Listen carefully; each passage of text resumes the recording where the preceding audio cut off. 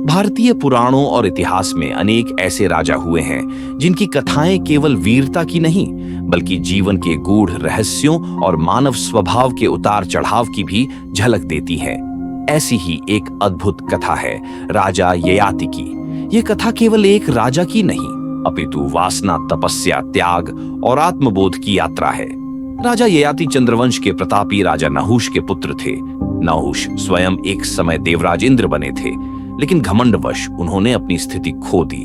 ययाति के 4 भाइयों के नाम थे यति, सयाति, आयाति और वियाति। ययाति को अपने चारों भाइयों में सबसे योग्य माना गया और इसी कारण उन्हें राजा बनाया गया। राजा ययाति ने अल्पायु में ही राजनीति और धर्म का गहन अध्ययन किया था। वे एक योग्य, धर्मप्रिय और प्रजापालक राजा बने। देवयानी असुरों के गुरु शुक्राचार्य की एकमात्र संतान थीं। वह अत्यंत बुद्धिमती, अहंकारपूर्ण और अपने कुल की प्रतिष्ठा की रक्षक थीं। उनका स्वभाव तीव्र था और वह किसी भी प्रकार के अपमान को सहन नहीं करती थीं। शर्मिष्ठा दैत्यराज वृषपर्वा की पुत्री थीं। वह भी सुंदर, विदुषी और आत्मसम्मान से भरपूर थीं। वह देवयानी की सहेली थीं और दोनों साथ में पली बढ़ी थीं। परंतु स्वभाव में अंतर था। जहां देवयानी में एक प्रकार का श्रेष्ठता का भाव था, वहीं शर्मिष्ठा स्वाभिमानी थी लेकिन अधिक व्यावहारिक थी। एक बार देवयानी और शर्मिष्ठा अपने सखियों के साथ वन में जल क्रीड़ा कर रही थीं। वहां जल में स्नान के समय दोनों की वस्त्र एक दूसरे से बदल गए। इसी बात को लेकर दोनों में वाद विवाद हुआ। देवयानी ने अपने उच्च कुल और शुक्राचार्य की पुत्री होने का घमंड दिखाया और शर्मिष्ठा को नीच कुल की कहकर तिरस्कृत किया। ये सुनकर शर्मिष्ठा अत्यंत क्रोधित हुई और उन्होंने देवयानी को धक्का देकर एक सूखे कुएं में फेंक दिया। फिर स्वयं अपने कर्तव्यों में लौट गईं। देवयानी कुएं में पड़ी रहीं और तभी वहां से राजा ययाति का आगमन हुआ। उन्होंने देवयानी को बाहर निकाला और उनकी सेवा की। इससे देवयानी प्रभावित हुई और उन्होंने ययाति से विवाह करने का निश्चय किया। देवयानी जब शुक्राचार्य के पास लौटकर पहुंची तो उन्होंने सारी घटना कह सुनाई। शुक्राचार्य क्रोधित हुए और राजा वृषपर्वा को शाप देने की धमकी दी।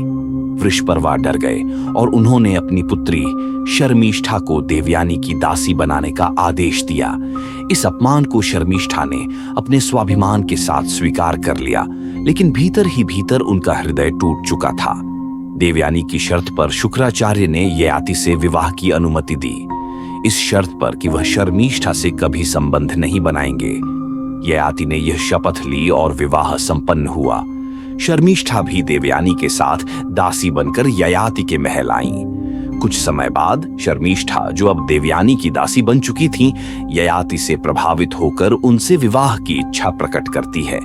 शर्मिष्ठा का यह निर्णय केवल प्रेम नहीं बल्कि उनके आत्मसम्मान की पुकार भी थी। वह केवल किसी की दासी बनकर जीवन नहीं बिताना चाहती थीं। ययाति, जो उनकी सुंदरता और गुणों से प्रभावित हो गए थे, चुपचाप उनसे संबंध बना लेते हैं। उनसे उन्हें 3 पुत्र होते हैं। जब देवयानी को यह रहस्य ज्ञात हुआ, वह क्रोधित होकर अपने पिता शुक्राचार्य के पास गई। शुक्राचार्य ने ययाति को श्राप दिया कि तुम्हारी जवानी इसी क्षण समाप्त हो जाएगी और तुम तुरंत वृद्ध हो जाओगे। ययाति घबरा गए और उन्होंने अपनी गलती के लिए क्षमा मांगी। शुक्राचार्य ने यह श्राप वापस तो नहीं लिया, लेकिन एक विकल्प दिया। यदि कोई तुम्हारा पुत्र अपनी जवानी तुम्हें दे तो तुम उस समय तक जवान रह सकते हो जब तक तुम्हारी इच्छा हो। राजा ययाति ने अपने सभी पुत्रों से यह आग्रह किया। उन्होंने कहा, यदि तुम में से कोई अपनी जवानी मुझे देगा तो मैं जीवन का सुख भोग कर आत्मबोध प्राप्त कर सकूंगा। ययाति के सभी पुत्रों ने मना कर दिया। केवल उनके सबसे छोटे पुत्र पूष्टि या पुरु ने अपने पिता को अपनी जवानी दे दी। ये देखकर ययाति अत्यंत प्रसन्न हुए और उन्होंने पुरु को भविष्य में राज्य का उत्तराधिकारी घोषित किया।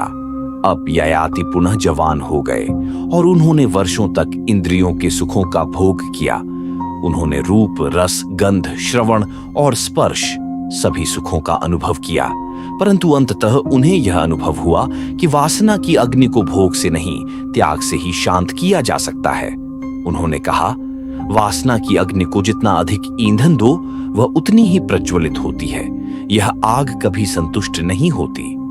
इस बोध के साथ उन्होंने अपने पुत्र पुरु को जवानी लौटाई और स्वयं तपस्या करने वन में चले गए। ययाति ने अपने जीवन का शेष भाग वनों में बिताया। उन्होंने आत्मचिंतन, ध्यान और ब्रह्म ज्ञान के द्वारा अपने मन को शुद्ध किया। उन्होंने सच्चे सुख और शांति को केवल आत्मा में ही पाया। अंततः उन्हें मोक्ष की प्राप्ति हुई। राजा ययाति की यह कथा हमें यह सिखाती है कि इंद्रिय भोगों की कोई सीमा नहीं होती, वे अंतहीन हैं। गलती करने के बाद क्षमा मांगना और सुधार की ओर बढ़ना एक महान गुण है। संतोष और आत्मबोध ही जीवन का अंतिम लक्ष्य होना चाहिए। त्याग और विवेक से ही मनुष्य सच्चे सुख को प्राप्त कर सकता है। वृद्धावस्था शरीर की नहीं, मन की होती है।